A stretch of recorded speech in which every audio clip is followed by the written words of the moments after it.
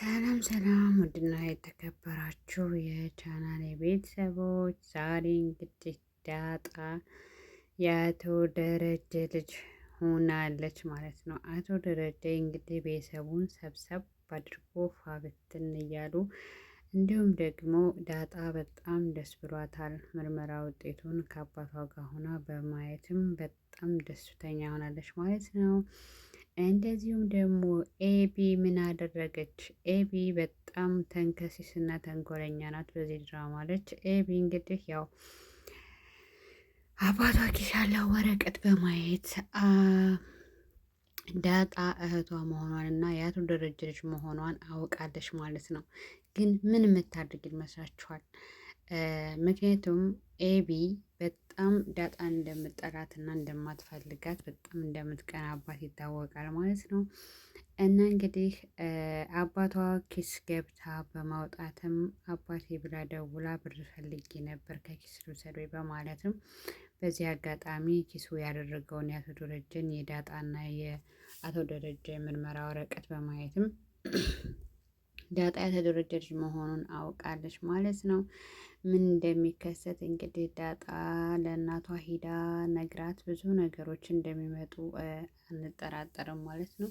ሌላው ደግሞ ሰላም እንግዲህ ቤቷን ስራዋን በምትሰራበት ሰዓት እየሄደች ኤቢ የአባትሽ ያረገሽው ልጅ አባቱ ማን ነው በማለትም እየደጋገመች ጥያቄዋን እያስከታተለች እየነገረቻት ነው ማለት ነው።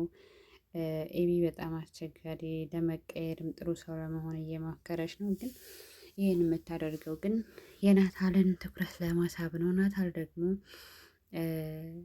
ብዙም የእውነት ኤቢ ከምሯ ነው ወይስ ምንድን ነው በማለትም እያወሩ ነበር ማለት ነው ከሰላም ጋር።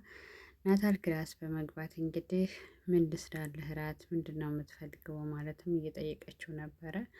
እና በቃ የእውነት ግን ምግብ መስራት ትችያለሽ? እውነትም ከቻልሽ ደግሞ ስሪ ለሁላችንም ግን ነገ ቁርስ ስሪ፣ አሁን እኮ ሰላም ትሰራለች በማለትም እንዴት ለሌሎቹ ምን አገባኝ ለአንተ ነው ስትለው መልካም መሆን ሰውን አይለይምና መስራት አለብሽ እናት አባትሽ ይመሩቅሻል ሲል ገስጿታል ማለት ነው።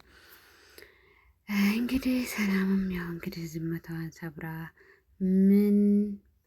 ምን አይቶ ይሆናል አባቴ ማታ ደስ ያለው እያለች እየተፈላፈለቻት ነበር። ሰላምም እንግዲህ በስራው ደስተኛ ሆኖ ይሆናላ ምን ይሆናል ብለሽ ነው በማለትም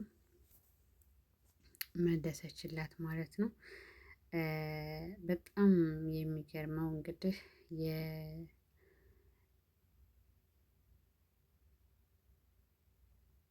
የነ ኤቢ እናት ያው እንግዲህ ባሌ ደስተኛ ነው ውጭ ሲለፋ ቆይቶ እዚህ ደግሞ ከኛ ጋር መጥቶ እያለችም ለዳጣ እየነገረቻት ነበር። አቶ ደረጀ በጣም ደስ ብሎታል።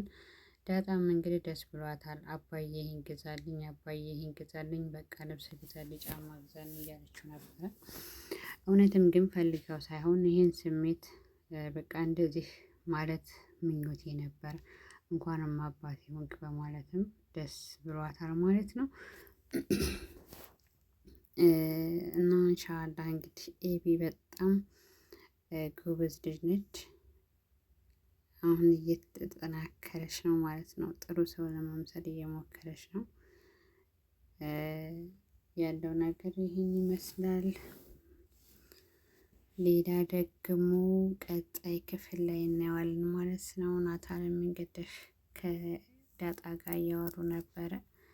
እስኪ እንግዲህ ቀጣዩን ክፍል ምን እንደሆነ እንመለከታለን። ላይክ ሰብስክራይብ አድርጉ። ባይ ባይ።